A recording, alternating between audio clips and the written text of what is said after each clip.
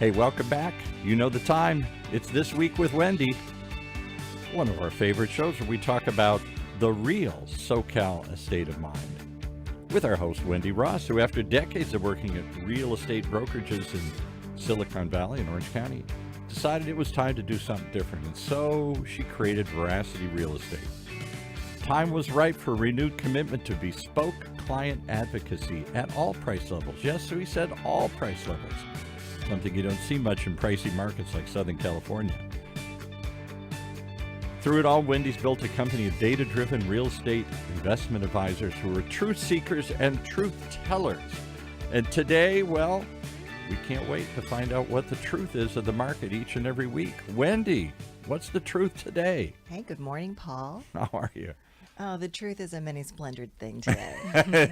It's a many, and I'm actually quite delighted to say that because it was Groundhog Day for far too long. Yeah, it was the same thing over and over again. It was like the worst job in the world. I always said being a weatherman in Southern California, sunny and nice. It's 72 and sunny. Yeah, 72 and sunny. See you tomorrow. Just record and repeat. No, so well, you know me. So we have to keep an eye on things. We have to bring analysis that you're not going to find anywhere else, which is why we're here. Which is why I do this. And part of the way that I can provide this analysis that you don't find anywhere else is by working with experts and bringing some new experiences to real estate. And what kind of experiences am I talking about? Well, this time I'm going to be disclosing some information that, frankly, I think a lot of brokers don't know or they just don't want you to know. I think both of those. I think either they don't know it or they don't want anybody to know it. Honestly, sadly, I think that's a pretty fair statement. So to help me do this, I've invited Kara Stewart back. Kara, of course, is a frequent contributor to OC Talk Radio, a former journalist and a current media and marketing expert and entrepreneur. She's also the chief brand officer for my company, Veracity Real Estate, so she knows me well. So thank you for coming. Hi, Wendy. We're on a roll here talking about what's happening in the market and giving you an opportunity to share that insight. Well, you know, if not me, then who? Well, apparently, if not me, then no one, right? Then no one, No yeah. one, yeah. You are willing to pick up that ball and run with it. Pretty rare right now. You know, when we started the show, I remember last year you were talking about just the market being really intense. Then at the beginning of this year, you started to report on some changes. So as we were preparing for this, Paul, I went back and looked at some of the show notes from last year, earlier this year, as well as some of her weekly or rather monthly market reports. And it was a little bit painful. It really was because we had to go through the minutia of what was happening, but also remember all of the fits and starts we saw in the marketplace. Can we go down memory lane just for a couple of instants? I don't really have a choice here. No, you don't. Here we go. Okay, so it seems like things might be changing and rapidly, but April of 2021, so a little bit more than a year ago, you had your market report, and you began with this quotation that we all snickered at the beginning of that tent from Peter Lane Taylor. And he was talking about that just recently, as just a few years ago, the hardest part about buying a house for most people was what he called, quote, the financial colonoscopy of getting approved for a mortgage. Right. Yeah. The financial colonoscopy, I got to react to that. Yes, This you is a have quote, to. my That's the way dear. it feels like. Oh my goodness. Yes. Bend over. We're going to see if you're ready. We're gonna see if you qualify for a mortgage. Just a little bit deeper, right? But you even editorialized then, not anymore. Loans can be obtained, houses cannot. All right, fast forward to the other A, August 2021, and you said that you're moving past amazement and settling into comfortably numb about the insane Orange County housing market. Right. We all loved the Pink Floyd reference. Thank you very much. Yes. And you know, you also talked about how it's seriously ridiculous how few homes we have for sale and how many people are still clamoring to buy them. And then you jumped forward to February. And in February, just a couple months ago, you actually said, is 2022 a repeat of 2021? Well, my friends, very little has changed in real estate. Well, Wendy, Paul, our dear listeners, welcome to the last day of May 2022. Is that still a fair statement, Wendy? Has very little changed in real estate? Yes and no. Tell us. Yeah, it's a many splendored thing, as I said to Paul. Yes and no. So first, let me frame the market like I always do every week, and then we're going to add some layers of nuance to this, and that's where we're going to start to see that things perhaps are not what they appear to be. So, for our weekly update, last week we put 424 new listings on the market. That's a 31% decline over the week before. So it is moving in exactly the wrong direction. I was excited last week because we had a bit of an uptick, but we more than made up for it by losing all the new inventory. So I'm not sure what that's about. 529 homes did go into escrow. That's about par. It was only up 1% over the week prior. But again, as we trend from spring into summer months, these numbers should be 2 double-digit increases or more, right? We sold 595 homes last week. That was up 6%. So really fairly tepid, but, sort of ish, speaking to limited supply, stable demand. Things should be roaring just the way they always have been. The median price held steady at $1,060,000. That was up 1%, but we've seen it just kind of bobbling up and down around the $1 million mark. So snore, unexpected, right? It still was 7 days median to sell a home. So those homes that sold last week, they sold with median 7 days. And the list to close price ratio was unchanged at 106%. So this sounds like, again, a snooze fest, right? Like it's just more of the same, Groundhog Day. But it's not, because what happened was I started looking at why does it feel like things have cooled off rather than heated up? Especially that being down 31% last week. Could that Right. all be attributed to it being the week of Memorial Day holiday weekend? Possibly. But what, let me tell you what I'm seeing. What I saw was that when I look at active homes on the market, active listings right now are already at a median of 18 days, an average of 26 days on the market. So that's interesting. They haven't found a buyer yet. And as of last week, those people who put their homes into escrow, so the newly opened escrows, they had a median days on market of 26 days. So it's going to take us 30 to 45 days to have all of those homes that just went into escrow close and for the sales stats to start showing 26 days on market. So what's going to happen is in July and August, I anticipate we're going to see headlines going, the market is crashing, and homes are languishing on the market, blah, blah, blah. But it's actually happening right now. We're looking at the tail end data, and we'll just look at the closed sales data. So this is what I meant when I said, on the surface of things, it looks like it's the same, but functionally it's not. Now, back to your question about why are there so few homes coming on the market? And I think that's going to be our new normal, because everybody and their brother who could refinance their homes into like interest rates in the 3s. Some even got lucky and they're in the 2s. Well, now if this homeowner that got their mortgage down to the 3s is considering buying another house, they're looking at mortgage finance rates in the 5s and sometimes the 6% range. It's hugely disincenting. So I expect, and other, people that I speak to who are in the economy field, economists all agree that these people are likely to not sell for another 5 or 10 years. They're just not going to give up that interest rate. And if they do decide to get another house because there's a life event that just necessitates it, job change, they have to move or whatever, they're probably not going to sell the departure home either. It's going to cash flow so nicely as a rental with that low interest rate. So all of these decisions not to sell are going to become part of our new landscape. So because we're going to have fewer homes come on the market, even if they're taking longer to sell, which they are, because buyers are also hamstrung by these interest rates, you would expect prices to go up, but I don't think they will. Okay, we're talking about quite a departure here and some nuances of these terms. So I want to make sure that when we're using this terminology, we're all on the same page of what we're talking about here. So on the face of it, we're seeing less inventory and we're seeing more closed sales.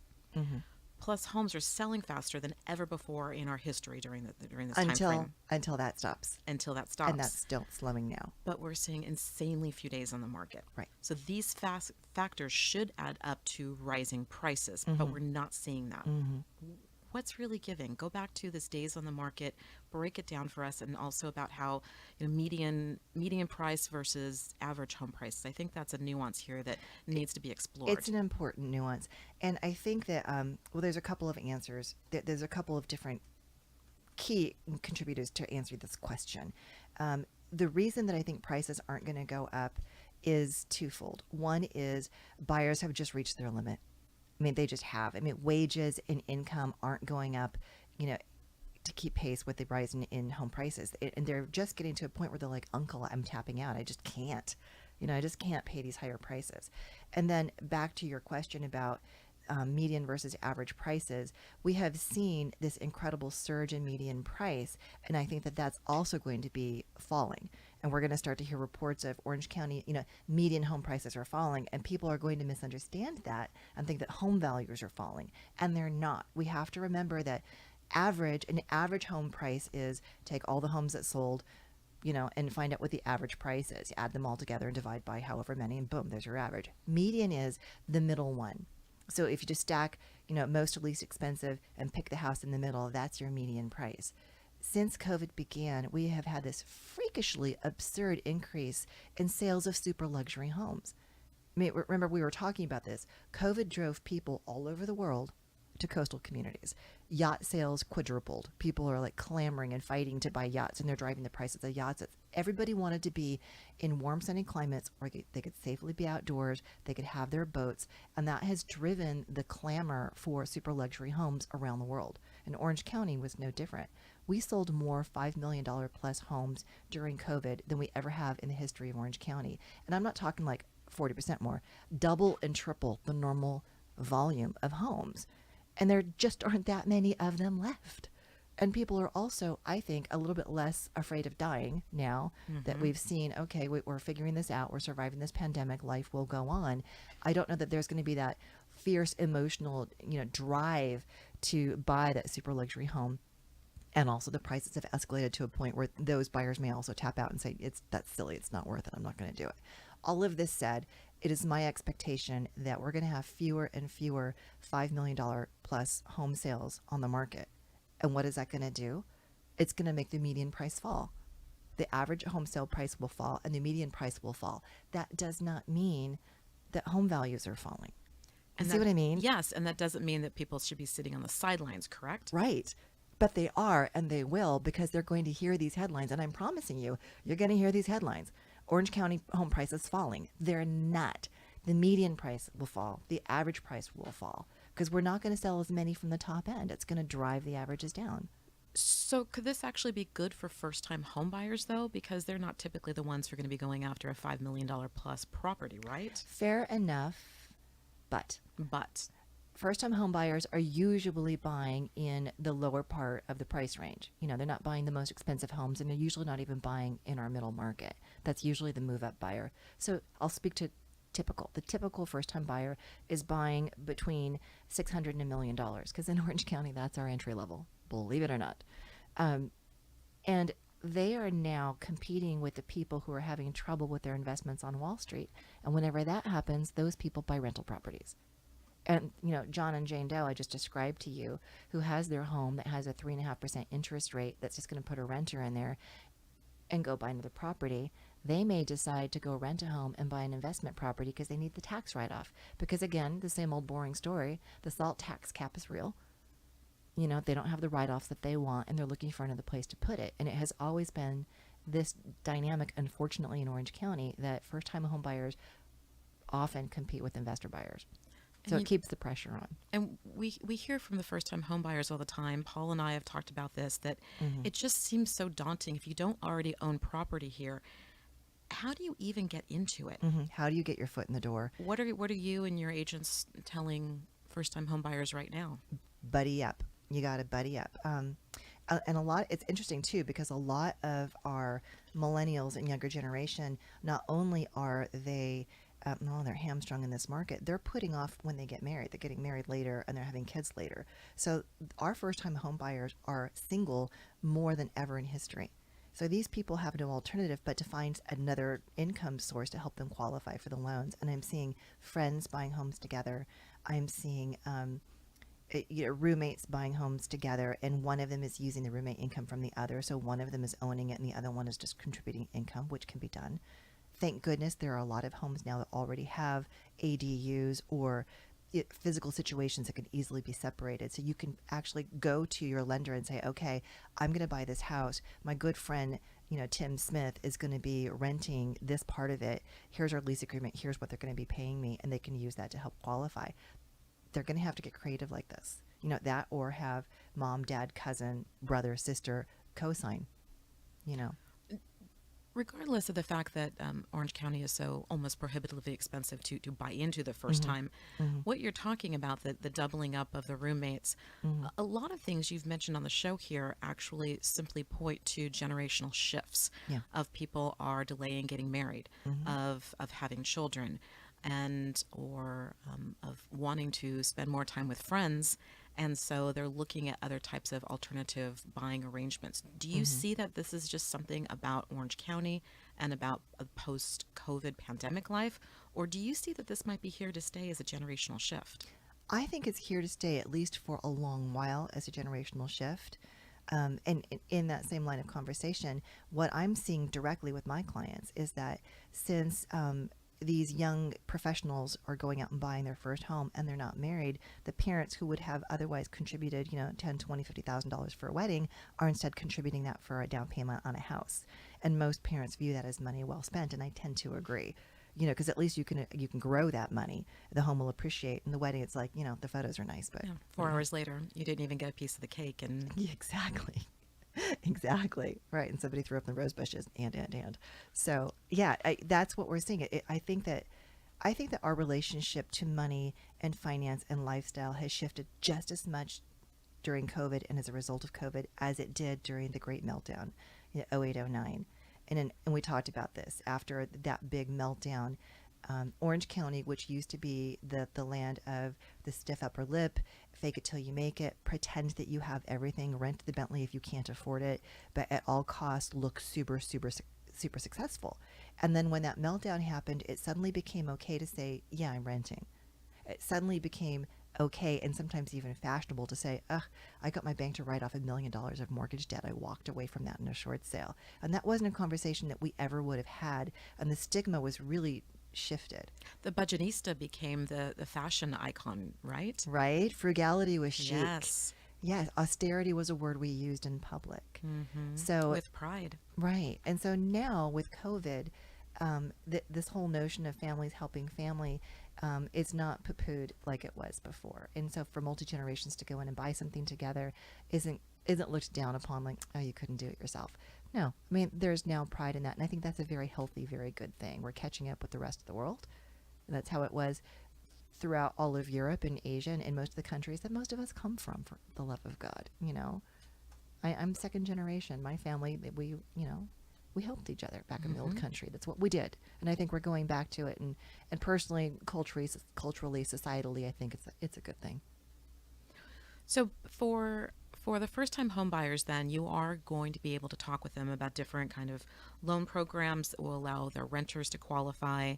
You're advising clients to perhaps look at sources of property where they could have an ADU or something else, because you're looking at it not only as one is buying their first home, Right. but also this could be a side source of revenue, because we all need to be looking at multiple sources of revenue right now, right? We do.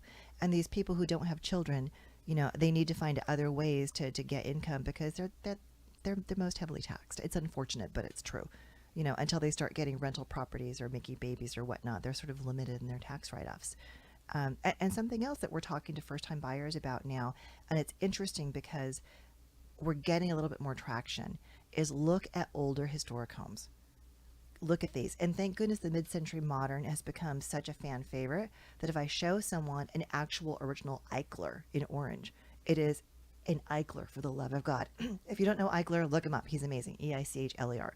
And these homes, when they are actually Mills Act eligible, these buyers can save like potentially up to $7,000 or $10,000 a year in property taxes in perpetuity, as long as they maintain that property to historic standards. And remind us about the Mills Act. The Mills Act is a tax rebate program where if you buy a property that is deemed historically significant, and it falls into the categories of whatever city designates are important, then you can petition for Mills Act.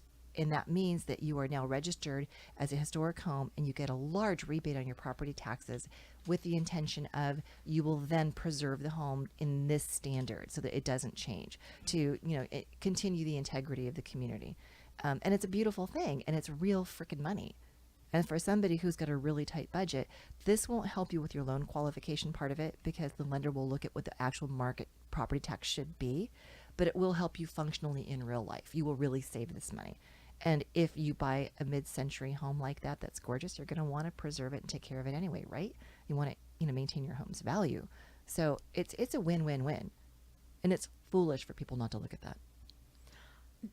My sense is that a lot of potential consumers don't know about that because, Wendy, you're always breaking down stigmas and misconceptions on this show. And we'll I get try. to the one about being over 55 and selling a home in just a moment. But I think that there's a lot of misconceptions about owning a historic home or a home in a historic area actually would be cost prohibitive. So a lot of first-time buyers or others simply are walking away from that. But what you have found is that there's better inventory possibly in the older neighborhoods, more approachable pricing for owners, and perhaps could actually have some sort of ADU or another set of multiple streams of income around it. They can be. And I'm not going to say that these historic neighborhoods are always more affordable. Sometimes they're not. Sometimes they're the most expensive. However, one thing I can assure you is that these older historic homes have larger lots. They have larger pieces of dirt. So let's say that you went into Orange and you paid, $1.3 million for an Eichler, and it was a 1,400 square foot home on an 8,000 square foot lot. And you're probably going to have a property tax bill when you're done, if you've got the Mills Act, of about $6,000 a year.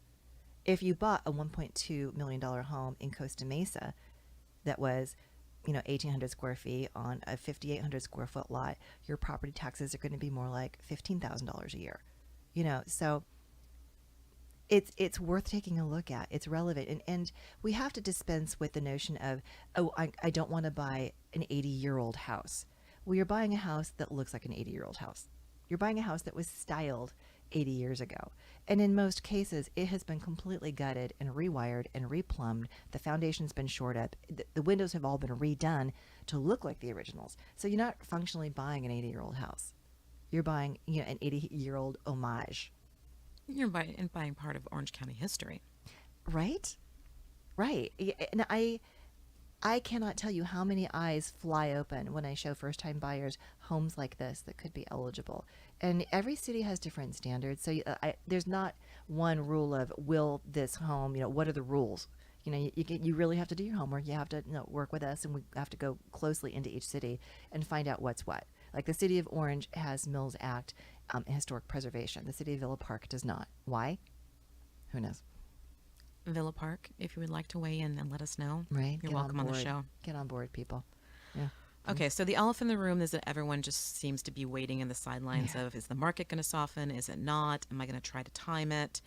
You talked about why that's foolish for buyers. But you're counseling sellers right now, too, about they're trying to hold on to their properties to still derive the highest sale price. What are those conversations going like now? I am telling them candidly, and I had a very, very specific conversation with one of my sellers who has a very large home in Irvine that he hasn't sold yet because he can't find what he wants to buy. And I have been urging him for a year and a half, sell it. Let me negotiate a long rent back for you. Sell it and get that price. And, then let's go and look for the other property, because then you're a cash buyer.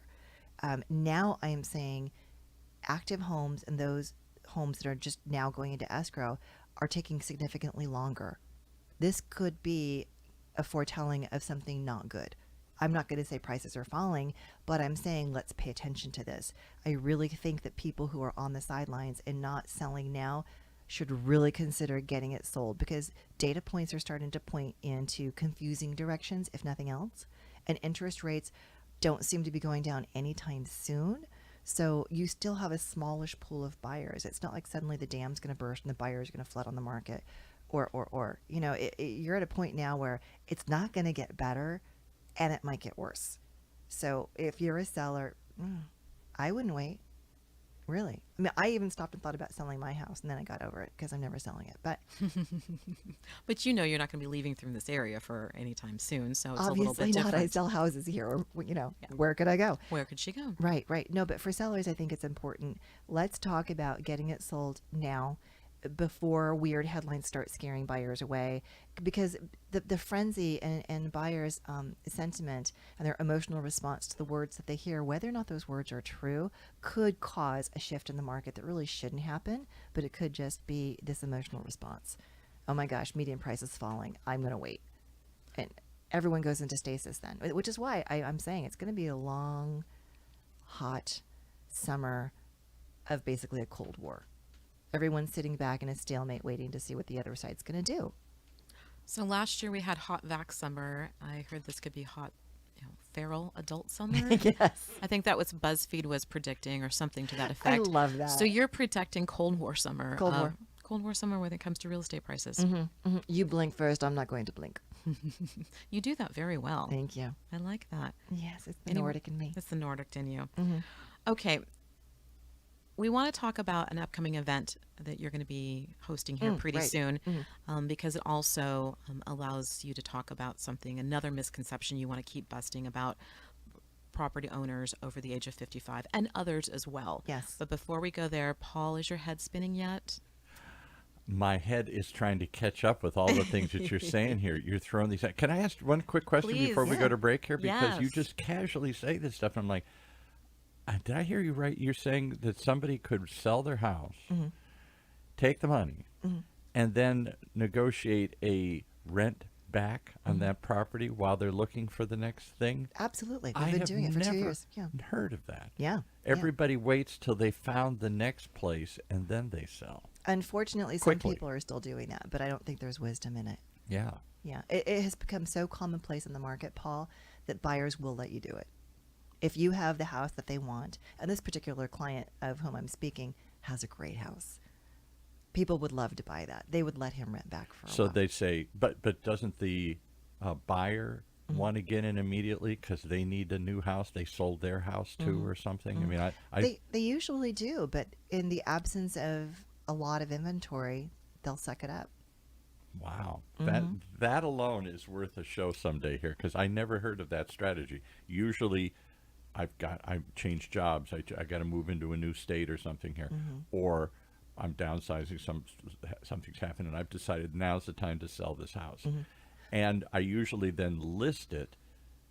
Or no, I do the opposite. I go find something where I think I'm going to go live, and then I find it. I quickly go list it, and Right. now I got a crunch time because I've got to close on this other one, and to do that, I got to sell my house. See, and COVID really upended everything because during COVID, there were so many other buyers competing for property. If you came as a buyer and said, yes, I want to buy your house, I'll pay you 10% over list price, but I have to sell my house first, they won't even pay attention to you. You can't compete. But having said that, we're shifting out of a COVID mentality. So this whole notion of long extended rent backs after closing may be ending. I can't say it will or won't, but probably it's not going to hang around forever. So if we want to do a show about it, we should do it soon. Yeah. Okay. Fascinating topic. All right. Well, let's talk about. Should we do shout out to one of your Sponsors? Yeah. sponsors? Let's do that always. You certainly surround yourself with some great people. You bring them in week by week here, and one of them is the one we keep talking about, Ford and DiUlio.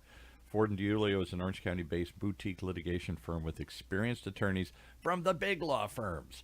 The partners who founded the company did so on the concept of aligned interest. It sounds so simple, but where their interests align with yours and where they get paid by the value and results they achieve for you, not just how many hours they rack up in litigation here. Where they're rewarded for being efficient and yet effective, and where they engage in the relentless pursuit of your client's goals, whether in litigation, mediation, or trial. If that's something you want to find in your life, find them at FordDiulio.com, just like it sounds, FordDiulio, FordDiulio.com. That seems to be kind of what you do, this kind of relentless pursuit of people's goals.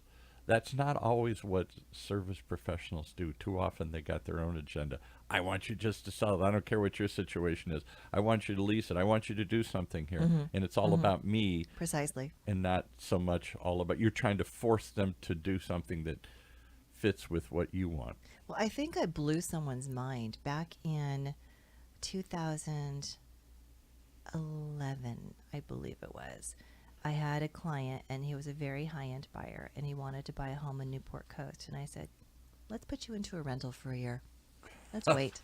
Because those people, the bloodbath hit all of us, but the people who had the most money, their markets fell last. And I said, there's more price degradation to be had. Let's just wait this out a little bit. And he was really, really glad that he did. Yeah. So yeah, doing But you what's left right. money on the table for yourself and your brokerage by doing that. I did, and my brokerage wasn't happy with me, which is why I went independent, because brokerages are looking out for themselves. Right. This particular brokerage would send out 2 and 3 agents from the same office to compete for a listing.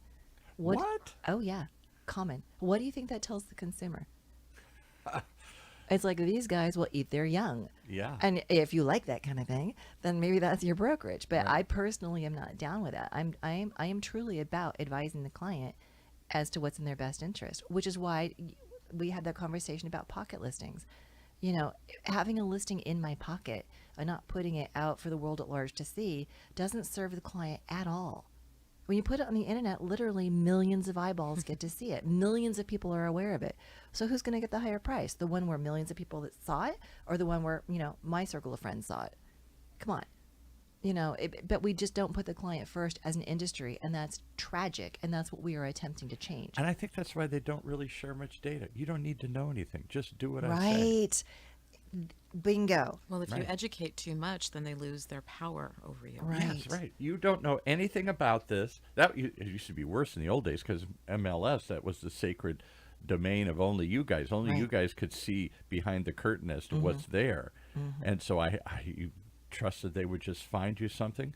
But I don't know that they were really looking for you or just looking for them. They're just trying to jam you into something as quick as they can and go on to the next. I actually fired someone on my real estate team years ago when I found out he was only showing buyers listings that paid 3% commission.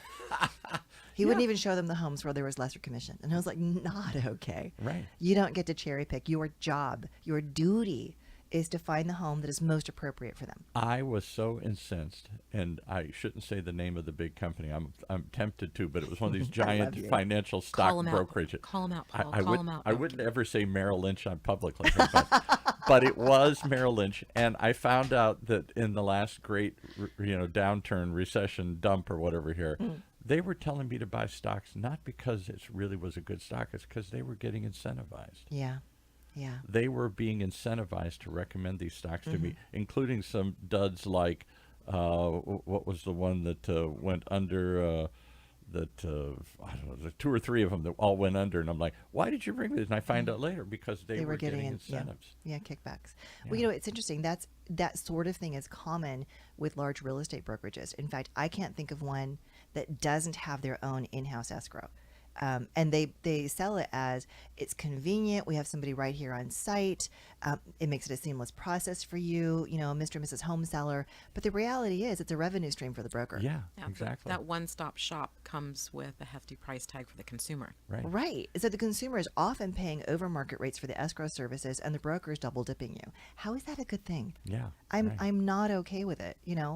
So yeah. Which I think is what led to the revolt of, I think it swung too far away where you're going to be your own stockbroker, you're going to be your own Sure. real estate broker. The heck with all of you guys here. Sure. I'm just going to do it myself here. Yeah. And I'm not going to say no one can buy and sell their own real estate without an agent. But I will say this is not called the land of the lawsuit without cause, Yeah. pun intended. Right.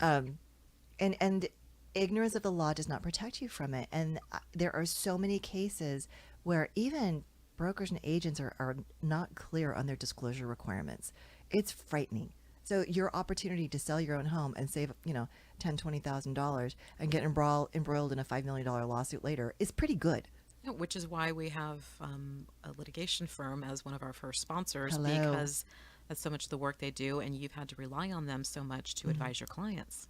And to advise me. And you're supposed to be giving me advice. I'm not supposed to know how to do everything in life. Precisely. So maybe I don't know where the hot market I haven't thought of, or a technique like leasing it back or something. I would have never thought of any of these things. I don't know of any of these the things. nuance matters, and the nuance can save you thousands of dollars. Yeah, But right. okay, and so to Kara's Yeah. point, she alluded to I've got an event coming up because people aren't hearing me or understanding, or they just need more information about these different property tax savings programs that are out there.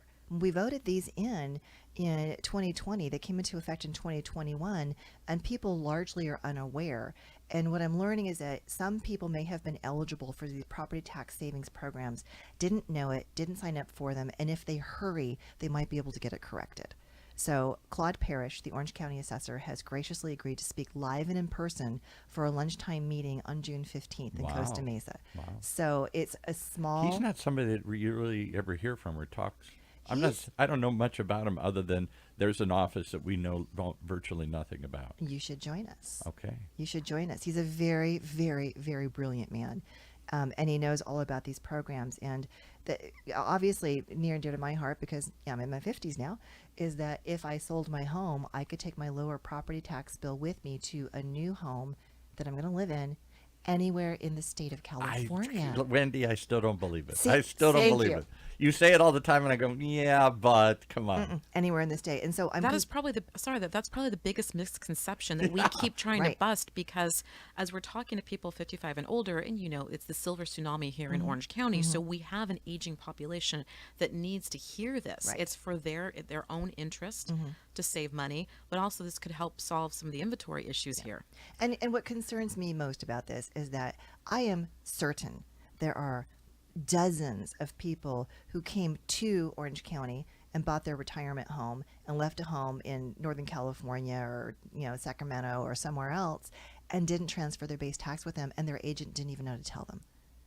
So if any of you are listening, if you're over 55 and you moved to Orange County in the last 12 months, And you can still go backwards and fix it? we might Up be able some to. point? I'm Yeah. not going to say definitely, but I think you probably can. I think Wow. you just need to, because if it's within 2 years, you can say, look, I moved my domicile to a new domicile in the state of California, and I didn't transfer my lower base tax with me. Help me fix this. And yet I have been to parties or, to backyard barbecues, and inevitably the talk comes about moving. And we're all at that age where we say, we're going to stay here forever? And I didn't think I was buying my forever home 30 years ago. I thought I was buying a home along the way. Sure. And I assumed I was either going to get bigger or smaller sometime, depending on my needs. What everybody says is not just where would I go, because it's more expensive over there than it was here, but now I'm paying a higher tax bill Right. because it's based on the value of the home I bought. The home I bought years ago was cheap. The Right. new homes are expensive. So even if I could take the equity and flip it into a bigger house or do something, I don't know that I can handle that big tax See, and bill. as much as I'm going to fight being indignant that you don't believe me, all of these people.